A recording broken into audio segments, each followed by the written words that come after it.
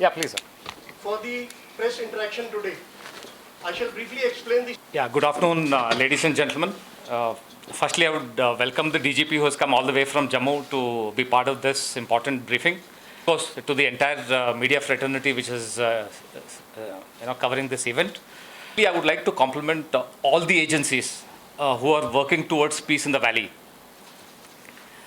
which includes both the security forces as well as the civil administration. We are all working as one. We are looking at this process as a whole of the nation approach. My compliments especially to all the security forces who have been successful in the recent operations, the Jammu and Kashmir Police, the CRPF, and the units on ground of the Indian Army. They have done wonderfully. We have had a spate of successful operations, with the latest one which was conducted over the last 24 hours plus, in which we have got 8 terrorists neutralized in 2 different operations. I must specifically make a mention of the one in which we neutralized 3 terrorists, which was next to the mosque. Extreme restraint was exercised by the security forces to ensure that no damage was caused to the structure. I must also make a mention here that with every operation that is being concluded, we are moving on the path of peace. I can feel it on ground. There is a palpable difference that at the end of every operation, the next operation is taking place under much cleaner circumstances, if you can put it. And for this, I would also compliment the Awam of Kashmir, because they are believing in peace. And it is their belief in peace which is leading to these successful operations. And I'm sure at the end of the next few months, we will be able to take this peace process forward and ensure that normalcy is brought into the environment.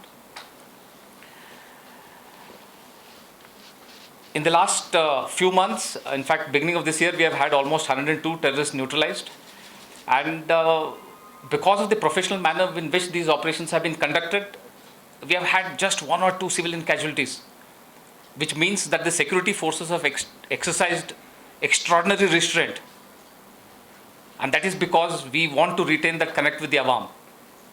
And I would like to commit here that all of us will continue to conduct our operations in a manner where we cause minimal inconvenience to the environment.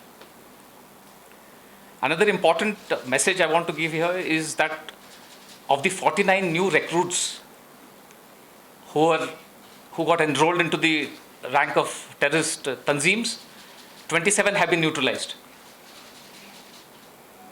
I would like to say here that it doesn't give us any pleasure to neutralize these young boys.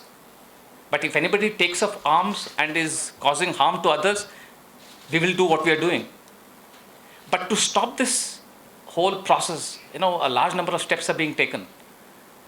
Before the operations actually get implemented, we are making further appeals to the militants to surrender. We have had limited success on this front, but where we have been very successful, and I must compliment the security forces here, is our ability to prevent new recruitment, as well as to identify those people who are on the cusp of recruitment. We have been successful here. So my appeal to all the people in the environment, please look out for any signs of people wanting to join tanzeems. Come to us for help.